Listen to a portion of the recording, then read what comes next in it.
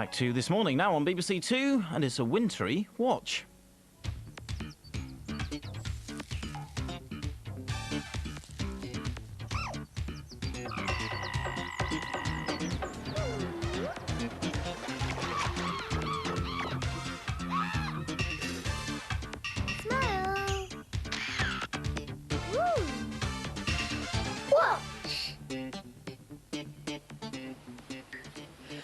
Hello, I'm in Scotland and the season is, well, which one do you think it might be? It could be spring, summer, autumn or winter.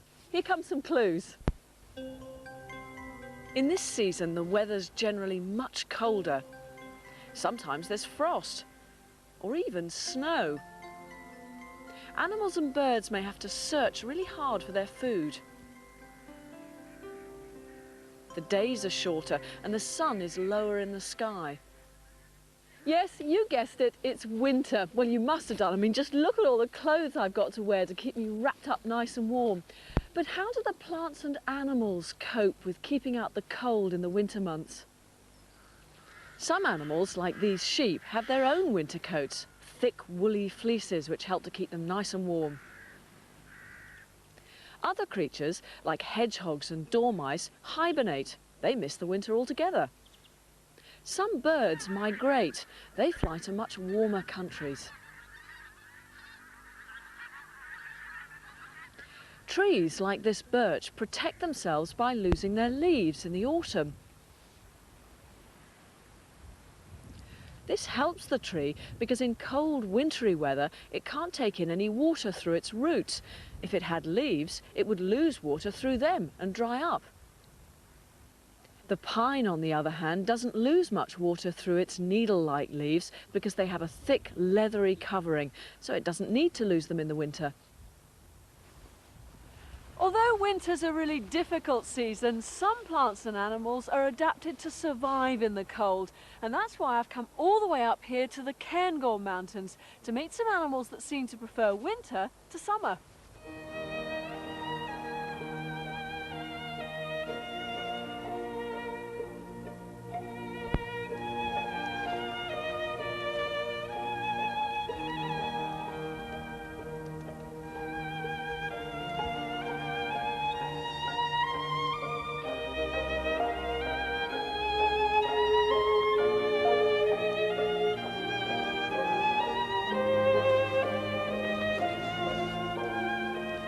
These are reindeer, and in fact around me is the only herd of reindeer you can find in Britain, and they're very, very tame because Fiona and Tilly here feed them every day to keep them nice and healthy. They're extremely well adapted to the cold though, aren't they? That's right. The special adaptation is their coats. It's a thick, dense coat. It's not too long, but each hair is hollow. And just like the hollow fill in a duvet, the reindeer have got a great big duvet wrapped around them, basically. So when you run your hands along, they might have frost on the outside, but deep down close to the skin, they're really warm. Now, another thing I've noticed while they're milling around us here is that these are mostly cows. That's females up here, aren't they? And yet they've all got antlers. It's unique to reindeer. The males and the females have antlers, and the females use them to compete for food. They fight with them.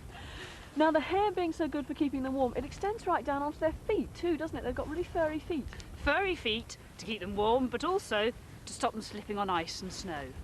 Great big feet for walking on the snow, spreads the weight well in soft snow, but also they have to get down to their food underneath the layers of snow, and they can use those feet to dig down through the snow to get to their food. And what about their noses? I mean, as you're feeding there, to touch them, they've got really furry noses. That's right. Reindeer have a wonderful furry nose, and they're delightful to feed as a result. It means that when they push their noses down through the snow, they keep their noses nice and warm. But also when they're breathing out warm air, it doesn't then freeze on a wet, shiny nose. It keeps nice and warm and dry.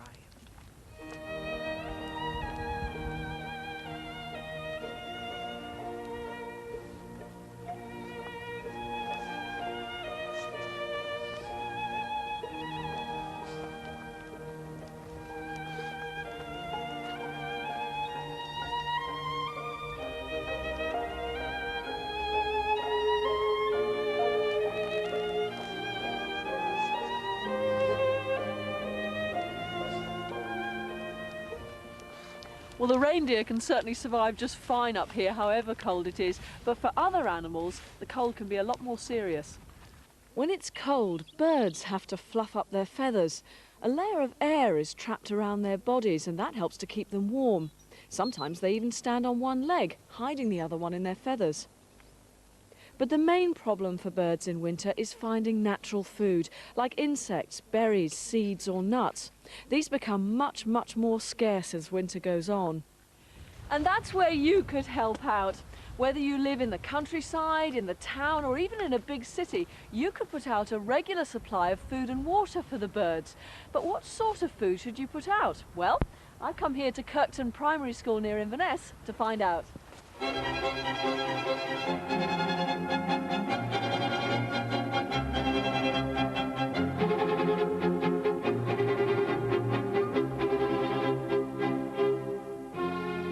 Now, Matthew, what are we going to do here? We're going to make a bird cake. A bird cake, something nice for the birds to eat in winter. And Donna, what do we have to do first? How do we begin? Well, first of all, we find some recipes. So we know what to put in it. And we've got to find 500 grams of these lovely ingredients that we've got in front of us. They give the birds loads of energy in winter, don't they? What have we got at the end, Ian? What are you going to put in first? I've got some crumbled cake. Crumbled up cake. It looks delicious, doesn't it? Do you want to put it in the scales? And what have you got here, Mari? I've got some oatmeal and currants. Oatmeal and currants. Right, I think we can have a bit more cake. And then you put your oatmeal and currants in. Keep going.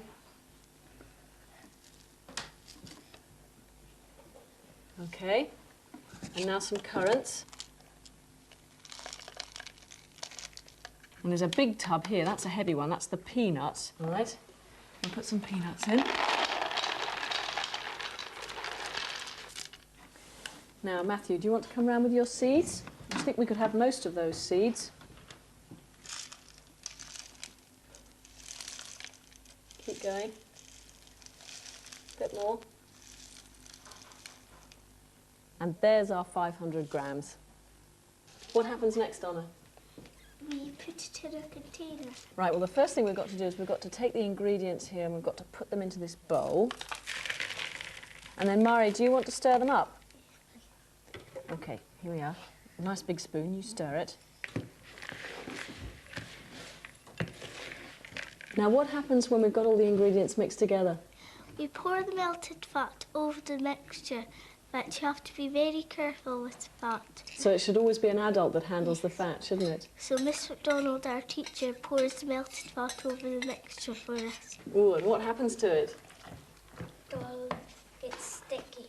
It sort of goes into a gooey mess, doesn't it? The fat makes all the ingredients stick together.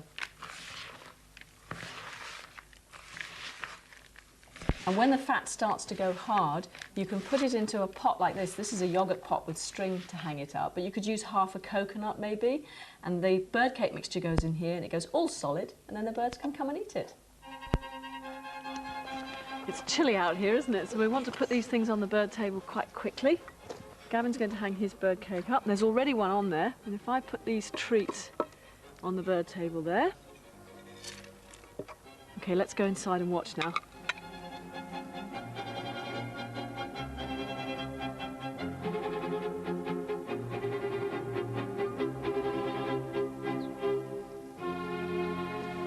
Now, what have we got out there at the moment? We've got birds already, haven't we, Isabel? Yes.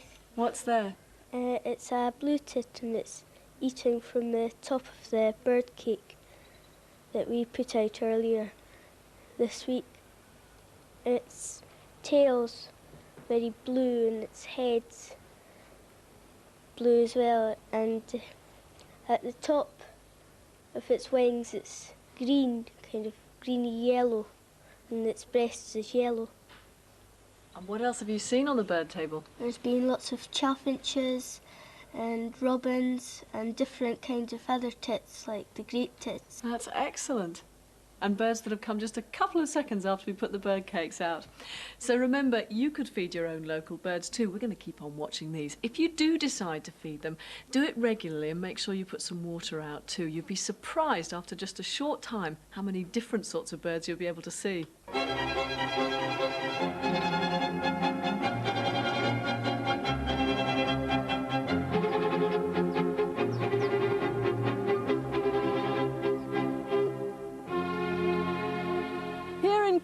warm, I've come to the Siberian Husky Club of Great Britain's annual rally. We're right up in the mountains, so 1 minute it's not snowing, the next minute the whole world turns white. Now, Huskies are a really interesting breed of dog because for generations they've been bred especially to cope with these sort of weather conditions. They used to be used a lot in the coldest parts of the world for people like explorers or maybe doctors who needed to get fast from one place to another across the snow. They might not be used for that sort of thing very much these days, but people can still have a lot of fun with them.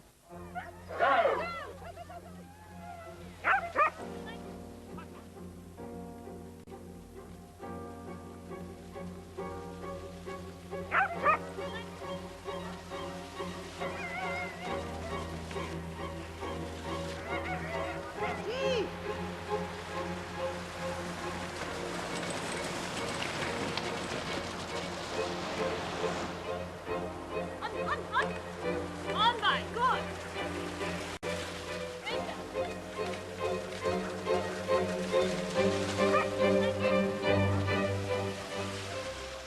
Now, this is a 2-year-old Siberian Husky called Kasha, and this is his owner, Cerise. Cerise, tell me a bit how he's adapted to work in the snow. He's got very upright ears with lots and lots of fur inside, so he can keep his ears warm during the winter season. And he's got very special eyes too, hasn't he?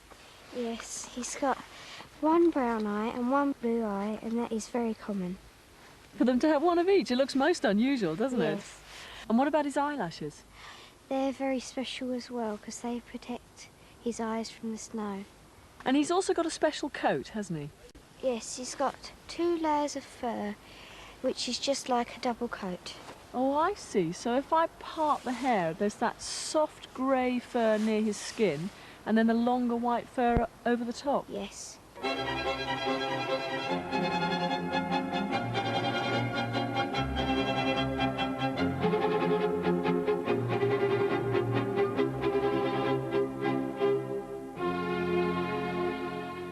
Wherever you go, if you come out to watch an event like this in winter, you have to really wrap up warm, don't you? In fact, wherever you are in the country, you'll notice that it's much colder in the winter months than it is in the other seasons. But do keep a lookout for when those seasons change, because it doesn't just happen overnight. Sudden milder weather can be deceptive, though. This hedgehog has ventured out of hibernation when there's still snow on the ground. But in other parts of the country, beneath the trees still bare of leaves, there's an early sign of spring, snowdrops.